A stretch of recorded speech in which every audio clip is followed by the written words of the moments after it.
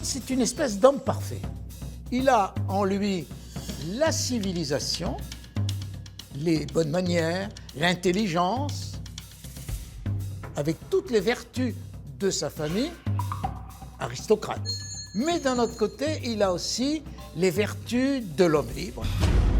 Ce dieu primitif, ce dieu de la forêt, il est aussi une figure des pulsions primitives à l'intérieur de nous. Il y a peu de personnages qui sont comme condensés dans un ou deux traits qu'on peut déplacer n'importe où. On identifiera l'ensemble de l'univers du personnage. Un couteau, un pagne et un cri.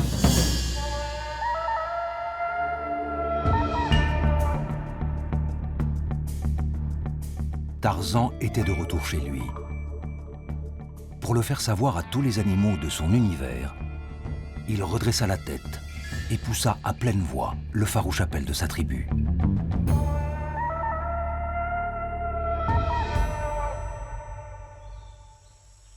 Le silence régna un instant sur la jungle. Un cri au cœur de la jungle, les inévitables lianes, le couteau, le pagne en peau de bête. Paré de ses indispensables atours, Tarzan a fait le tour du monde. Il a été décliné dans une multitude de romans, de bandes dessinées, de films, de chansons, d'avatars. Il a aussi été censuré, rhabillé, transformé en marchandise, moqué. Unique, immémorial et toujours changeant, Tarzan est l'un des grands mythes du XXe siècle. Comme s'il était pour chaque époque un miroir où se lire et interroger la frontière toujours mouvante entre la nature et la culture, le sauvage et le civilisé, l'homme et l'animal. Mais si les mythes sont éternels, ils n'en ont pas moins une histoire. Alors, on l'oublie peut-être parce que le cinéma a beaucoup plus marqué nos imaginaires, mais comme beaucoup de grandes figures du cinéma, Tarzan est une figure littéraire. On oublie aussi que Zorro est aussi un personnage de pulp américain, de grandes figures littéraires qui vont marquer peut-être plus que tout autre et plus que jamais les imaginaires collectifs, précisément parce qu'elles deviennent très rapidement des figures cinématographiques. En fait, ce qui s'invente vraiment à cette époque, c'est le grand transmédia qui va nourrir le XXe siècle. L'histoire de Tarzan débute avec un improbable récit publié en 1912, d'un auteur plus improbable encore, Edgar Rice Burroughs. Qu'il soit devenu écrivain relève du miracle. Nul ne paraissait moins fait pour la littérature, et d'ailleurs fait pour quoi que ce soit. Renvoyé de la Phillips Academy, recalé à West Point, exclu du 7e régiment de cavalerie, cureur d'étables chez ses frères, chercheur d'or en Oregon, vendeur de bibles puis de taille-crayon, il déploie une énergie sans faille à tout rater. Et puis, comme il faut bien nourrir sa famille, il va s'occuper de journaux, il va s'installer à Chicago, et il va constater d'ailleurs que comme il distribue des petits récits, une fiction, que lui-même pourrait, à son tour, écrire quelque chose. D'ailleurs, lui, ce qui l'intéresse, c'est plutôt la science-fiction. Il écrira énormément de science-fiction. Burroughs, ce n'est pas l'homme de Tarzan, c'est l'homme aussi de John Carter et d'autres personnages légendaires. The Black Scorpion destroys communications. Hundreds annihilated.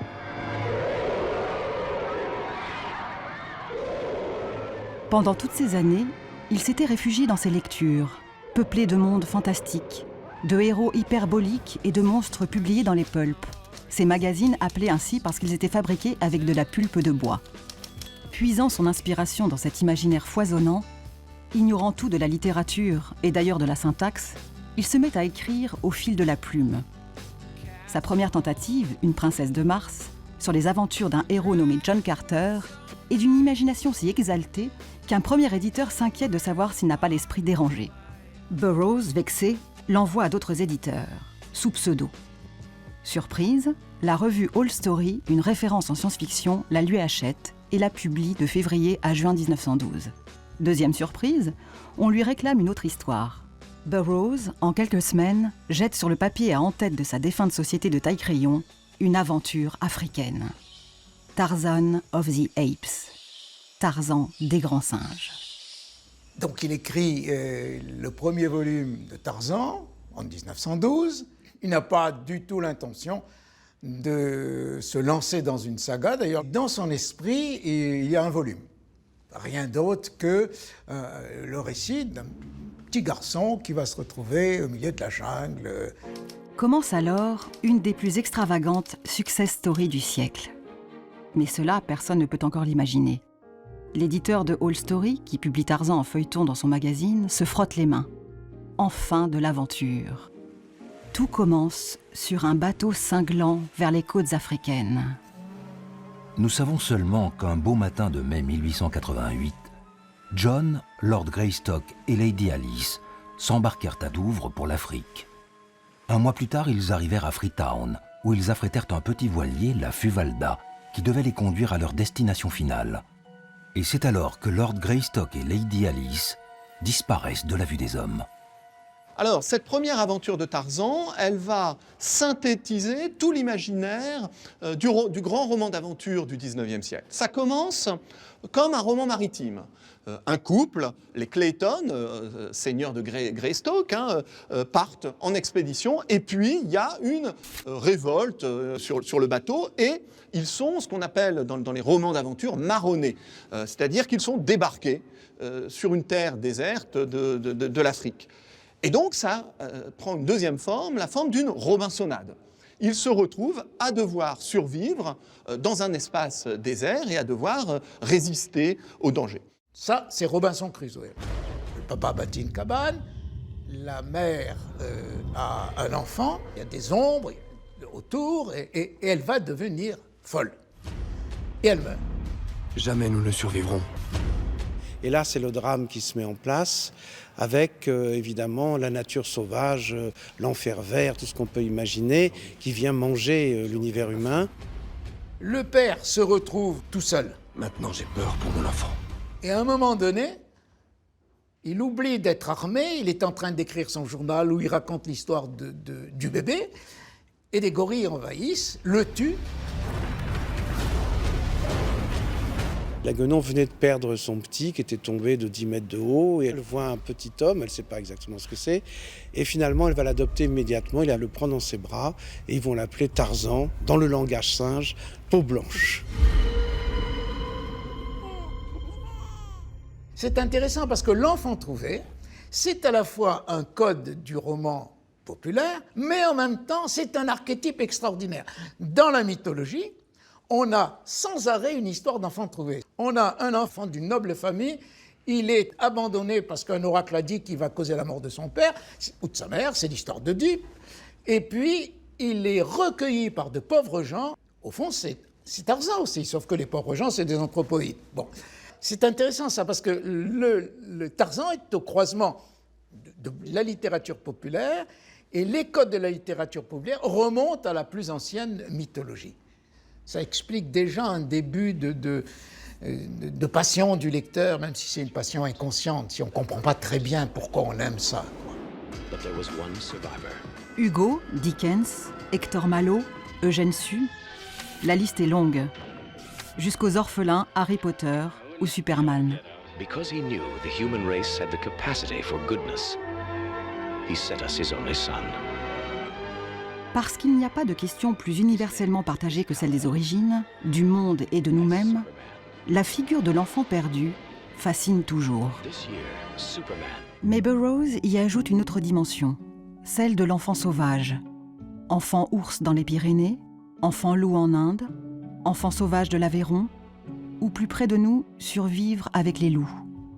Plus qu'un thème, un mythe, où se dit l'interrogation sur notre part d'animalité, sur la frontière toujours mouvante entre nature et culture, sauvagerie et civilisation. Burroughs était tout à fait admiratif du mythe de Romulus et Rémus. Cette histoire d'enfant sauvage élevé par une louve l'avait beaucoup frappé dans son enfance. Donc on peut penser qu'on a là la racine un peu de son intérêt pour ce genre de personnage. À bien des égards, il était différent d'eux, et il les étonnait souvent par sa ruse et son astuce. Dès sa plus tendre enfance, il s'était servi de ses mains pour voyager d'une branche à l'autre, en imitant sa mère adoptive. Il pouvait sauter à 20 pieds dans le vide et se rattraper avec une précision sans faille. À 10 ans, il avait la force d'un homme de 30. Donc ces enfants sauvages sont très célèbres à la fin du 19e, quand on découvre dans l'Aveyron un petit garçon qui était redevenu sauvage, que Truffaut a repris, etc. Est-ce que cet enfant est vraiment un homme? Est-ce qu'il est devenu animal? Sont-ils éducables? Que peut-on en faire? Vont-ils arriver à lire, à écrire? On est là dans une période où on est en pleine interrogation sur ce qu'on appelle le chaînon manquant. Tout le monde cherche le chaînon manquant entre l'homme et l'animal.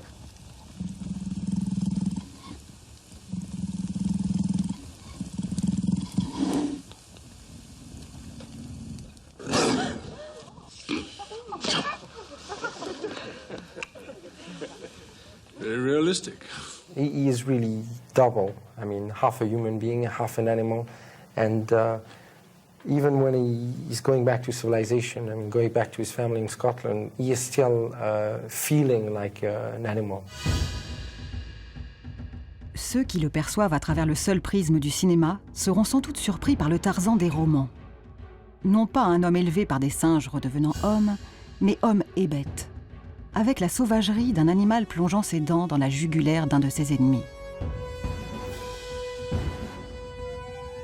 Le jeune Tarzan va grandir au milieu des anthropoïdes.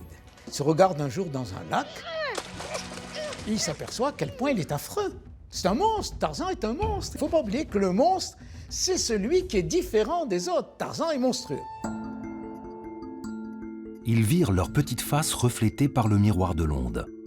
Les traits farouches et terribles du singe anthropoïde, à côté de ceux de l'aristocratique rejeton d'une vieille famille anglaise. Tarzan fut consterné.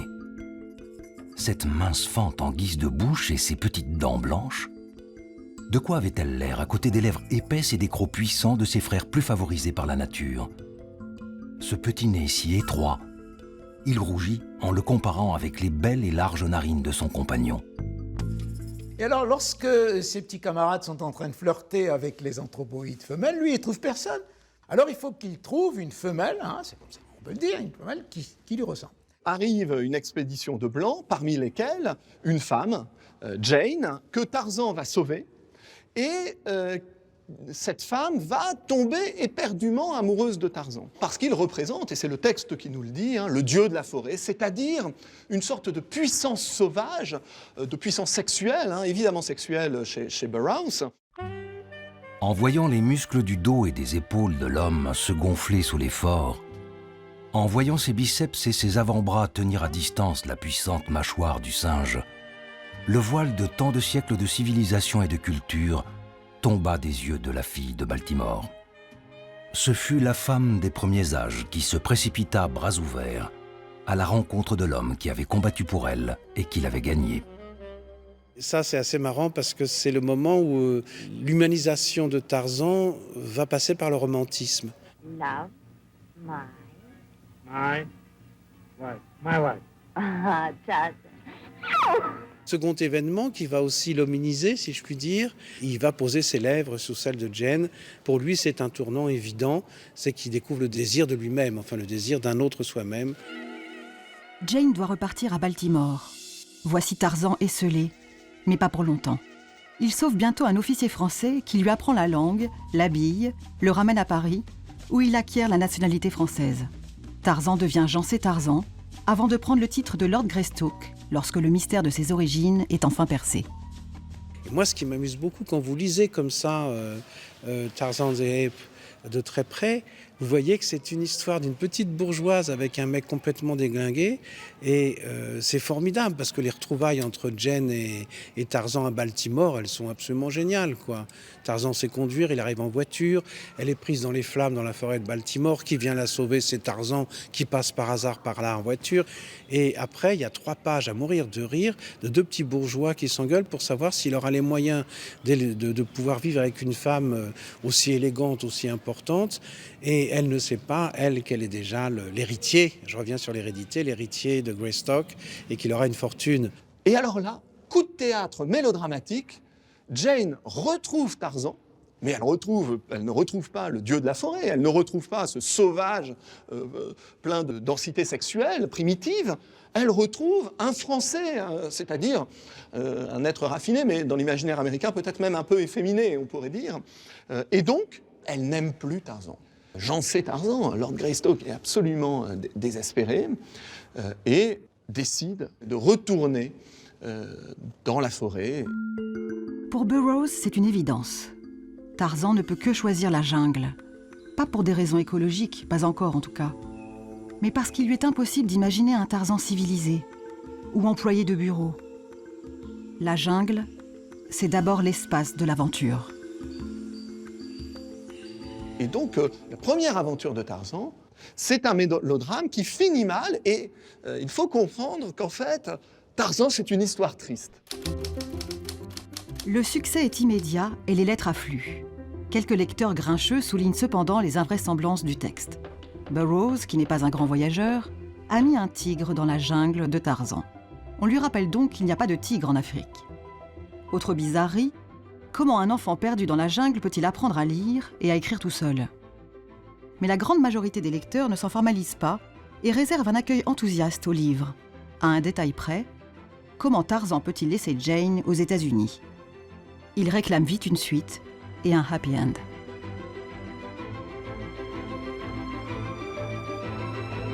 Et on a des lettres qui ont été conservées, notamment de lectrices qui disent « Mais enfin, on ne peut pas laisser Tarzan comme ça.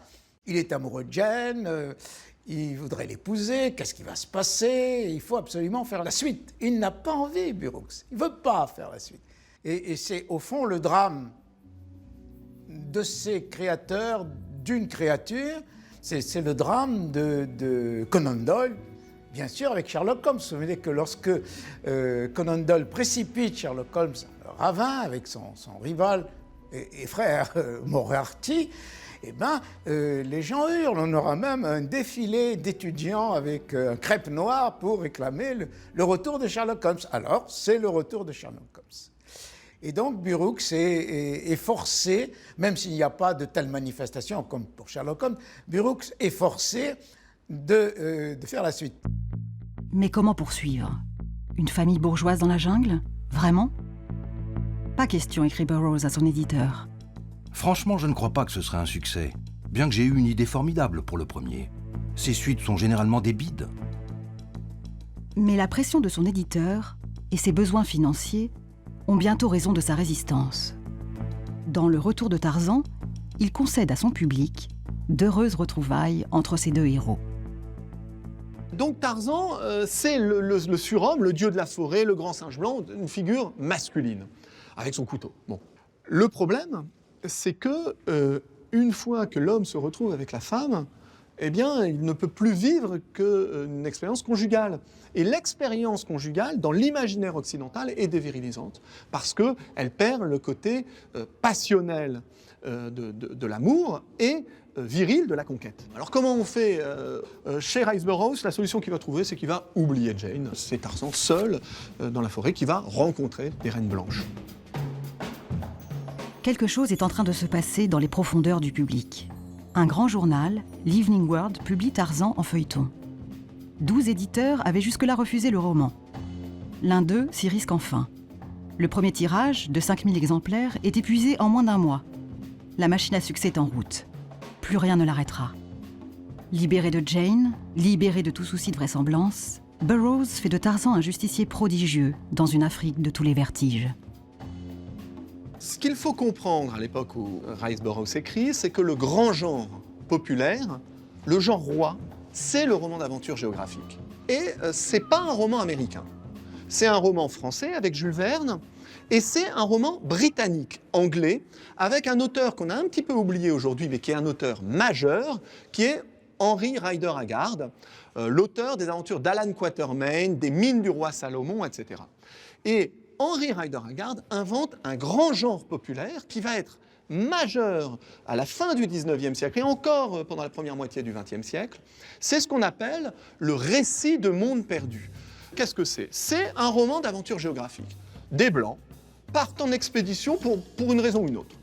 Mais ce qui leur arrive, c'est qu'ils vont découvrir une civilisation disparue. Ça peut être, chez Conan Doyle, un monde de dinosaures et de tribus préhistoriques. On pense que ce genre des récits de monde perdu s'est développé parce qu'on avait fini de découvrir le monde.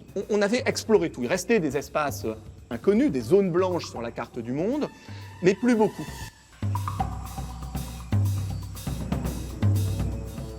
Le croisement entre ces mondes perdus et les aventures africaines, c'est finalement qu'on va retrouver au fin fond de l'Afrique des cités qui ne sont pas forcément mystérieuses, mais qui sont perdues là. On a des cités médiévales, par exemple, une expédition romaine. Et donc, toutes ces cités perdues vont devenir de plus en plus fabuleuses. On va trouver des hommes-fourmis. Alors là, c'est l'aspect Gulliver, si vous voulez, avec les hommes géants et les hommes fourmis. Donc, on trouve des hommes fourmis. Et voilà. Donc, c'est finalement beaucoup plus étendu qu'on ne peut l'imaginer. Qu'est-ce que c'est fondamentalement que la jungle de Tarzan? C'est un espace purement romanesque qui condense l'imaginaire de l'aventure. Et c'est pour ça que peuvent se croiser des Atlantes, des Romains, des Arabes, des tribus de cannibales mélangées à tous les animaux sauvages. Autrement dit, tout l'imaginaire, tous les stéréotypes du roman d'aventure géographique. Et c'est pour ça aussi que, dans le fond, la jungle de Tarzan, ce à quoi elle correspond exactement, c'est à une jungle qu'imaginent des enfants lorsqu'ils jouent à l'aventure. Si de plus en plus de journaux reprennent les aventures de Tarzan en feuilleton, si les tirages des éditions en volume grimpent en flèche, c'est aussi parce que Tarzan est un roman profondément américain. Dans la littérature américaine, le héros est, depuis l'origine, un individualiste qui doit se faire tout seul. Le cow-boy, c'est bien quelqu'un qui avance dans le territoire sauvage et qui se fait une place dans la société. Le self-made man, qui s'invente exactement à cette époque, à cette époque où Burroughs écrit, le self-made man, c'est celui qui commence dans le ruisseau et qui progressivement, grâce à son ingéniosité, se fait une place dans la société. Eh bien, qu'est-ce que c'est que Tarzan? Tarzan, c'est le self-made man par excellence. Il est celui qui arrive au milieu de nulle part et qui, par sa volonté, par son ingéniosité, va monter tous les échelons, va gravir tous les échelons. Il est le singe le moins fort de tous les singes. C'est normal, c'est un homme. Et l'homme est moins fort physiquement qu'un singe. Mais il a cette ingéniosité du self-made man, et cette ingéniosité, elle va prendre la forme du couteau de Tarzan, qui est ce qui va le différencier, l'outil. Et grâce au couteau, il va vaincre le chef des singes et devenir donc le roi de la forêt, le dieu de la forêt. Et donc il va traverser l'océan, et enfin il va devenir un homme accompli, c'est-à-dire finalement le héros américain. Fort de son succès, Burroughs quitte bientôt Chicago pour s'installer près de Los Angeles, dans une petite bourgade bientôt rebaptisée Tarzana. Là, il écrit chaque jour comme un torrent. Tarzan, bien sûr, 28 volumes, mais aussi une ribambelle de romans dans tous les genres. Par ailleurs, le piètre businessman s'est finalement révélé plus malin qu'on ne pouvait le penser. Ne cédant jamais la marque Tarzan, il assure la commercialisation de son œuvre à la tête de la Rice Burroughs Company. Licence, brevet, droit d'adaptation, de traduction, il se retrouve bientôt à la tête d'une immense fortune.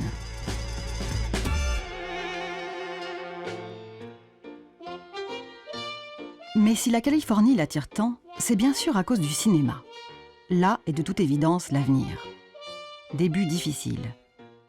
Le premier Tarzan est incarné par Elmore Lincoln, massif comme un tronc d'arbre et à peu près aussi expressif. Gros succès, mais énorme frustration pour Burroughs qui ne reconnaît pas son Tarzan. 8 autres films muets suivront, avec des acteurs tout aussi médiocres et des scénarios qui s'éloignent chaque fois un peu plus des romans écrits par Burroughs. Tarzan échappe à son auteur au moment où le cinéma s'en empare. Et donc, on lui pique son personnage, en fait, en gros. Il n'a rien à dire sur la manière dont on va le mettre en scène, lui confectionner des petites histoires ou le scénario. Il n'a rien à dire là-dessus. Et c'est un drame pour lui, parce qu'il voit ce personnage s'affadir. Le scénario n'est jamais à la hauteur de la richesse des romans. Et donc là, il est tout à fait désespéré de voir ce héros lui échapper complètement. Il se rattrape un petit peu avec la BD. Et là, il redevient un Tarzan crédible, héros. Et ça, c'est un aspect important. Le talent de Burroughs n'est certes pas le style, réduit à sa plus simple expression. Il n'a pas non plus le génie de l'intrigue. Sa force, c'est un imaginaire baroque, foisonnant, un monde d'images, qui va susciter une formidable explosion graphique, créer un genre et graver à jamais dans les esprits les traits de Tarzan par la grâce de créateurs exceptionnels. Et plus particulièrement de Hal Foster, qui dessine Tarzan de 1931 à 1936, et de Burn Hogarth, qui prendra sa suite jusqu'en 1950. C'est des influents très forts de la bande dessinée européenne, bien sûr. Et pour moi, le vrai Tarzan, c'est celui de la bande dessinée. Et donc, il y avait une espèce d'idée à l'époque qui était Hogarth et le Michel-Ange de Tarzan. C'est lui qui représente Tarzan avec le plus de muscles, un peu comme Michel-Ange qui rajoutait des muscles là où il n'y en avait pas. Et Foster, il a un dessin beaucoup plus réaliste. On est moins dans une sorte de mythe. Hogarth, il a créé un mythe, alors que Foster a essayé de faire en sorte que le personnage de Tarzan puisse être un personnage réel. Il y a chez Hogarth une espèce de Tarzan ténébreux. Il y a Tarzan qui est très lié à son intériorité. Il y a les yeux noirs, profonds. Le noir et blanc sur justement son système musculeux est très accentué, ce qui fait que tout ça, ça donne une densité au personnage, et la végétation aussi est extrêmement sophistiquée. Il y a quelque chose d'un peu maniéré dans le dessin de Hogarth.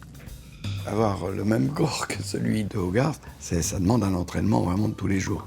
Faire de la liane, monter sur des éléphants, combattre avec des gorilles. Donc j'aimais bien voir ça, parce qu'en même temps aussi, comme j'étais môme, il fallait aussi que je m'identifie à des personnages. Et je trouvais que le héros qui était bien musclé, qui était capable de passer d'une liane à l'autre, en plus il parle avec les animaux, il est capable aussi de fermer la gueule d'un crocodile ou d'un hippopotame. Tout ça, c'était génial pour l'ouverture à la fantaisie aussi. Jusqu'à 156 journaux vont reprendre les planches de Hal Foster et de Burn Hogarth. Pour répondre à la demande, il faut engager des scénaristes, imaginer des histoires originales. Tarzan échappe encore un peu plus à son créateur et impose dans l'imaginaire sa plastique de dieu grec, vêtue d'un simple pagne. Et finalement, vous pouvez représenter, comme l'ont fait les bandes dessinées, Tarzan sur Vénus, Tarzan et Batman. Tout le monde continuera à voir Tarzan. Tarzan, où qu'il aille, emporte avec lui sa jungle, ses bêtes sauvages. Il y a un effet de condensation du mythe autour de quelques éléments d'attraction qui font de Tarzan l'un des personnages les plus efficaces de la culture populaire. Burroughs n'est pas un intellectuel armé de théories. Il se documente certes un peu à la bibliothèque, mais surtout il épouse comme une éponge ce qui agite son temps. Et la question qui préoccupe ses contemporains lorsqu'il écrit les premières aventures de Tarzan, c'est celle du darwinisme. Peut-on sérieusement tenir que l'homme descend du singe? Est-ce qu'il reste de l'animal en l'homme? Dans l'évolution, quelle est la part de l'environnement et la part de l'hérédité? Tarzan, fils de lord, élevé par des singes, est au croisement de toutes ces interrogations. La deuxième forme de darwinisme, c'est celle de ce qu'on appelle le darwinisme social. La question, c'est pas est-ce que nous descendons des singes, c'est est-ce que nous, hommes blancs, nous descendons de la même façon des singes que les hommes noirs. Tarzan, il règne non seulement sur les singes, mais aussi sur les noirs. Tarzan est le seigneur de la jungle et il est le seigneur de tous les Noirs. Il en est le protecteur également parce que dans l'imaginaire colonial, le blanc a pour vocation d'aider les peuples petits frères. C'est ce que les Britanniques appelleront le fardeau de l'homme blanc. Autrement dit, il est bien aussi l'expression de ce qu'on appelait à l'époque le darwinisme social, le darwinisme racial, c'est-à-dire la question de est-ce qu'il y a une évolution non seulement entre les espèces, mais aussi au sein de l'espèce humaine, entre les races. Et à cette époque, le darwinisme va accoucher de théories racistes selon lesquelles il y a une lutte des races. Et l'homme blanc qui règne sur les Noirs exprime ça. Le succès de Tarzan doit aussi beaucoup à la rencontre d'un thème éternel, l'enfant sauvage, avec une sensibilité nouvelle. Un vieux monde n'a-t-il pas sombré avec ses valeurs dans la boue des tranchées de 14-18 ? N'est-il pas d'autre manière de vivre que la nôtre ? L'appel de la forêt de Jack London est devenu un best-seller.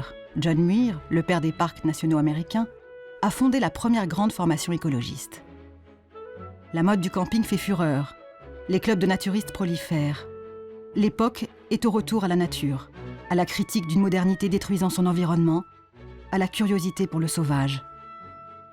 Il est tout à fait dans la ligne de ce qui se passe à cette époque, à savoir des mouvements comme le sauvagisme, puisque ça existait, 1902 je crois, le naturisme qui commence à cette époque avec tout ce que ça entraîne derrière de réflexion sur la pureté de la nature, sur sa défense, sur l'homme naturel. Il est extrêmement sensible à toute cette thématique. Il habitait Oak Park, le fameux parc de Chicago construit par Wright, qui était lui une sorte de prémonition de ce qu'on fait maintenant, de maisons dans des parcs arborés extraordinaires. Et il habitait dans une de ces maisons. Son goût pour la nature a été absolument fondamental. Chez Riceboro, Tarzan est un héros gardien de la nature. Oui, il est extrêmement rousseauiste. Il a un discours extrêmement élaboré sur la protection du monde animal, sur la pureté de sentiments des grands singes. Quand il va faire son tour en Angleterre, il regrette tellement la beauté morale de ces animaux, leur héroïsme. Quand un lion va chasser, c'est pas pour faire souffrir ni pour tuer par plaisir, ce que font les hommes volontiers. Lui, c'est pour manger et puis il s'arrête une fois qu'il a comblé sa faim.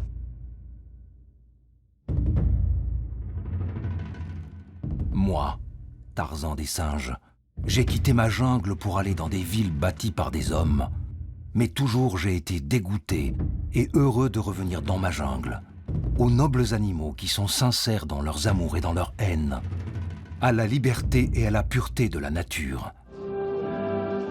The erection of a new wing to Waterhouse's magnificent building allows us to house a wider selection of specimens, many of which were collected during my recent ill-fated expedition to West Africa.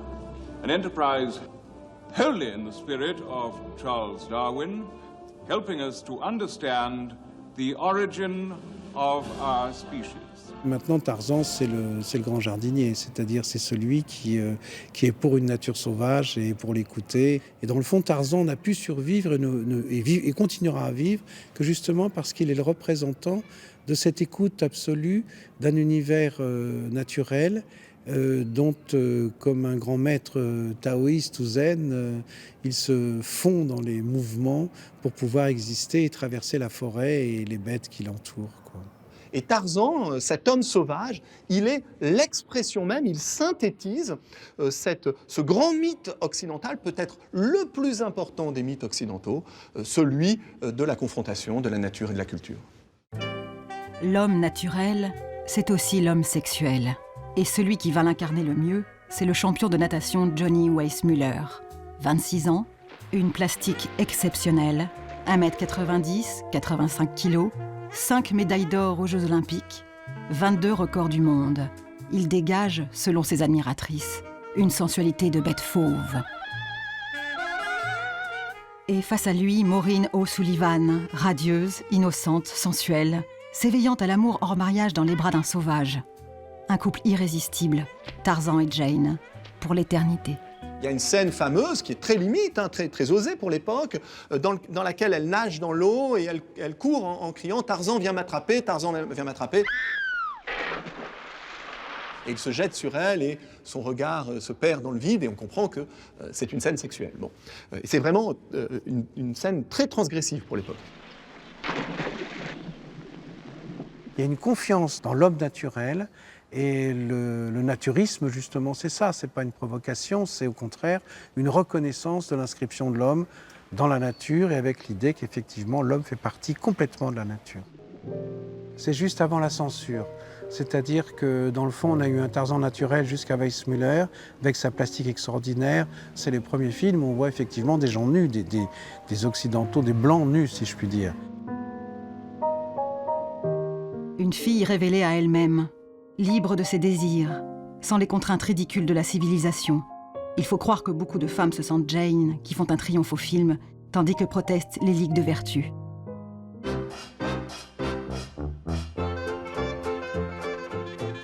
Nous sommes dans les derniers feux des Roaring Twenties, ces années folles de l'après-guerre qui ont vu une incroyable libération des femmes.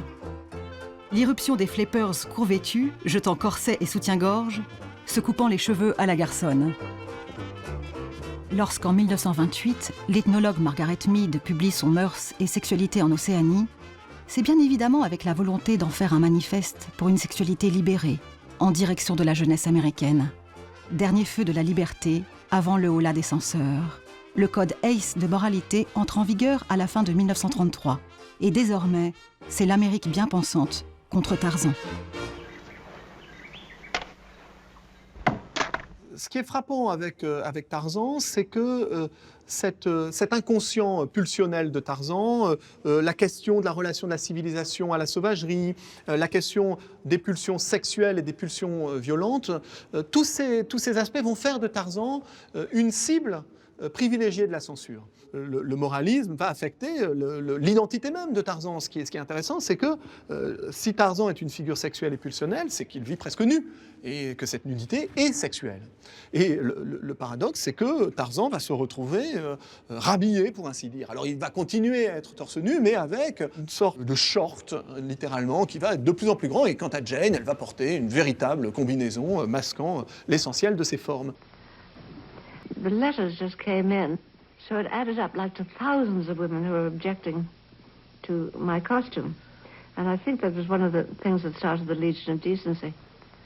Now, in those days, they took those things very seriously, the public did. Do you know, I was offered land in San Francisco to hide. I was offered all kinds of places where I could go in my shame to hide from the cruel public who were ready to throw stones at me. It's funny, you know. We were unreal people and yet we were real. Et cette censure, donc, elle s'exerce à travers les scènes érotiques, c'est au cinéma. Donc Tarzan n'a pas de sexe. Et comme il n'a pas de sexe, il ne peut pas faire un enfant à Jane. Donc on trouve un orphelin qui tombe du ciel.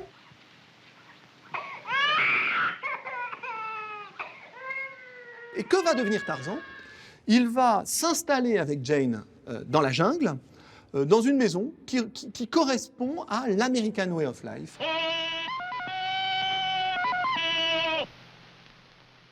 Pour revenir sur des scènes de cinéma affligeantes où on voit, alors on va dire l'habitation cosy de Tarzan en haut de son arbre, où elle a sa cuisine et tout ça est pourvu par un type qui s'appelle Tarzan qui va faire les courses le matin. Et qui ramène des bananes, des ananas et tout ça est tout à fait le beau modèle de la famille américaine. Il ne manque que la télé et la radio.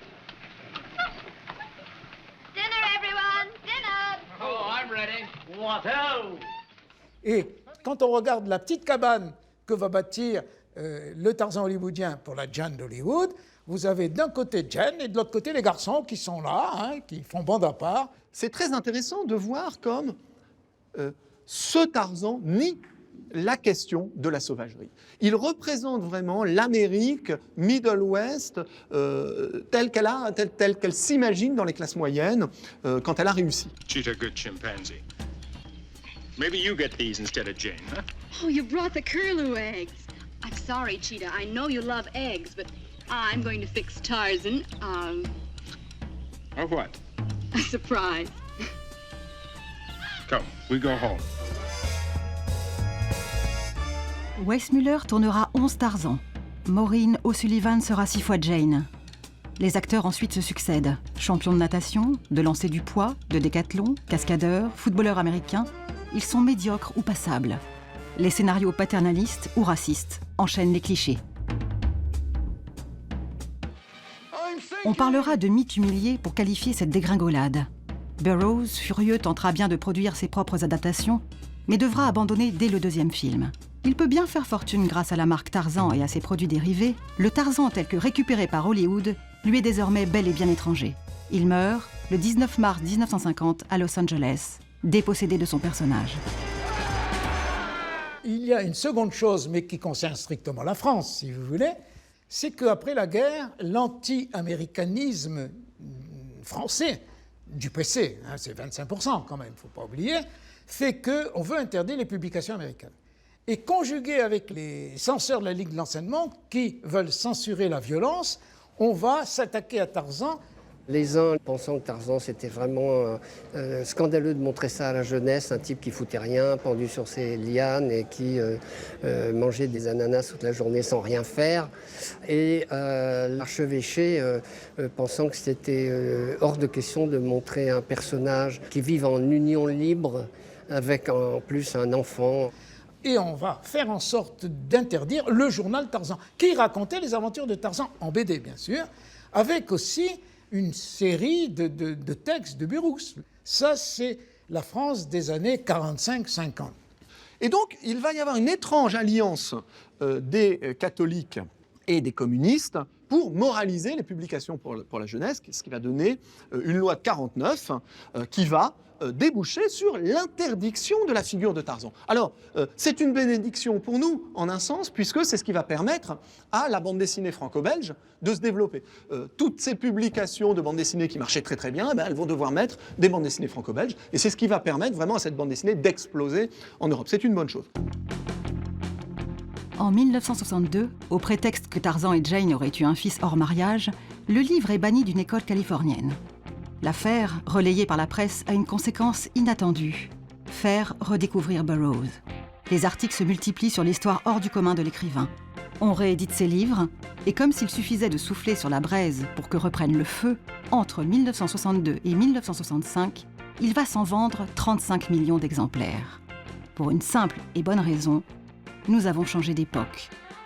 C'est le temps de la contre-culture.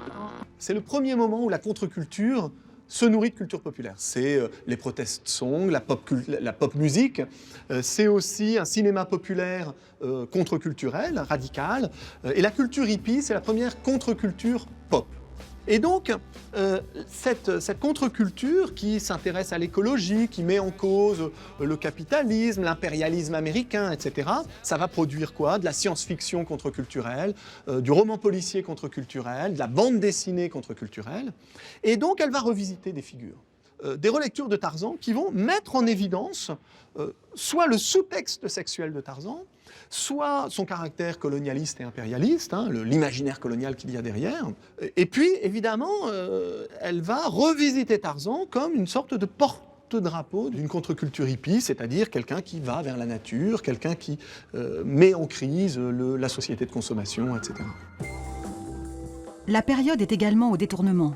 Et Mad, la revue culte américaine, propose avec Melvin of the Apes une parodie de Tarzan. Au même moment en France, la BD conquiert ses lettres de noblesse, notamment grâce à des gens comme Alain Resnais et Francis Lacassin. Ils créent le club des bandes dessinées où ils sont bientôt rejoints par Chris Marker, Federico Fellini, Raymond Queneau ou encore Umberto Eco. Et c'est Gottlieb, entré à pilote en 1965 et grand admirateur de Burn Hogarth, qui s'empare du mythe de Tarzan.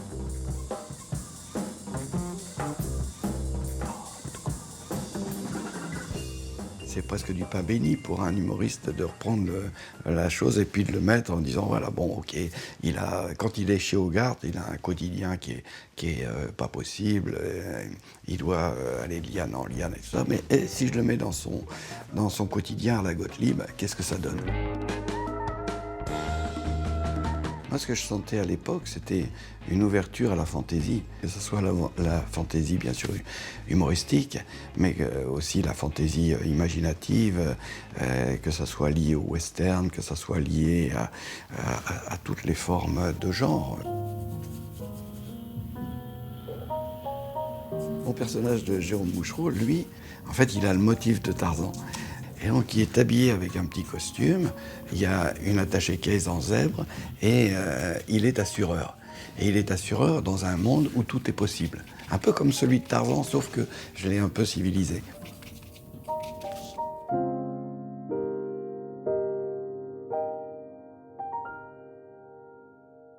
Progressivement, Tarzan va se transformer dans la seconde moitié du XXe siècle. Il va d'abord être un Tarzan attentif à l'équilibre entre les blancs et les noirs. C'est normal, la décolonisation se fait, on ne peut plus prétendre que la forêt appartient, ou la jungle ou l'Afrique appartient aux blancs. Et puis Tarzan va aussi devenir une figure de plus en plus écologiste, avec ce sommet que sera Greystoke, qui va retrouver la véritable histoire de Tarzan, c'est-à-dire le retour de Tarzan, de Greystoke à la fin du récit dans la forêt. Sauf que dans Greystoke, ça sera clairement reconfiguré pour devenir un Tarzan écologiste, condamnant les excès de la civilisation. The Legend of Tarzan, Lord of the Apes. La fonction du Tarzan sauvage, c'est celle de porter un regard innocent sur notre monde et d'en mettre en évidence les travers.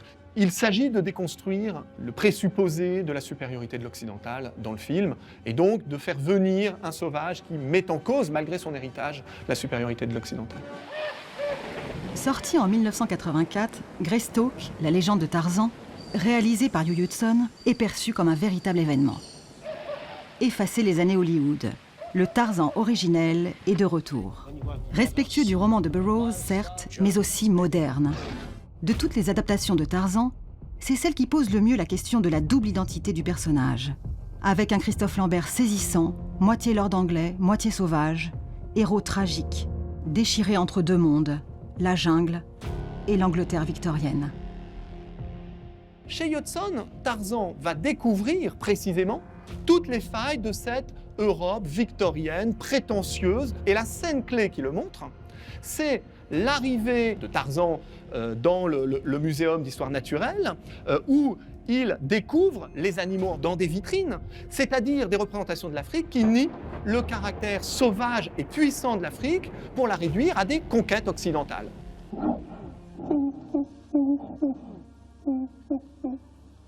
C'est très poignant cette scène. Il va retrouver son père enfermé dans une cage au Muséum d'histoire naturelle. Cette histoire indique une certaine manière de percevoir l'animal à cette période, c'est la manière scientifique. On va les enfermer, on va les mesurer, on va tester leurs capacités. Mais Tarzan est le contraire de ce qui se fait dans la relation homme-animal à l'époque. C'est lui qui va briser les cages et dire ça n'est plus possible, etc.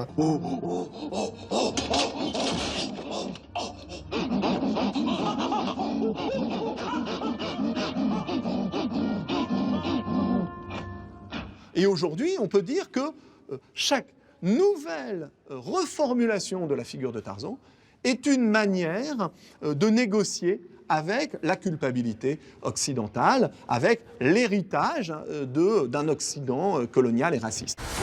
My son, it is your time. Une des figures qui reconstruit le mythe de Tarzan d'une façon tout à fait étonnante, c'est Black Panther, qui est évidemment pas Tarzan, mais qui règne sur une région d'Afrique qui a les mêmes qualités que Tarzan. Il vit aussi bien dans la forêt et dans la civilisation, sauf qu'évidemment, Black Panther est noir, et Black Panther reconstruit, cette fois-ci dans le dialogue avec la mauvaise conscience strictement américaine, reconstruit le mythe de Tarzan pour en faire une sorte de Tarzan acceptable. What happens now determines what happens to the rest of the world. Ce qui va peut-être sauver Tarzan, c'est justement c'est l'inconscient, si vous voulez, inconscient collectif. C'est-à-dire que Tarzan, c'est l'Éden, d'une certaine façon. Il y a peut-être un retour au premier homme, qui est qu'il est dans un monde édénique, même si c'est un monde difficile, c'est un monde dur, qu'on voit disparaître peu à peu. Donc Tarzan va de plus en plus, à mon avis, quitter le panthéon littéraire cinématographique pour rentrer dans une espèce d'inconscient, à la fois collectif et en même temps individuel. Donc Tarzan est à la fois ancré dans une réalité historique, mais il la dépasse. C'est en cela qu'il est intemporel. Dépossédé de son personnage par le public, par les dessinateurs qui le réinventèrent sans cesse, et pour le meilleur comme pour le pire, par Hollywood, Edgar Rice Burroughs est mort célèbre, riche et meurtri.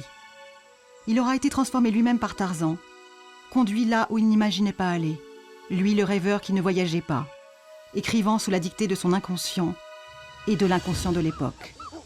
Alors que nous vivons une fantastique mutation des sensibilités et de notre rapport à la nature et à l'animal, l'homme singe né de son imagination est plus que jamais présent, puisque les mythes sont immortels.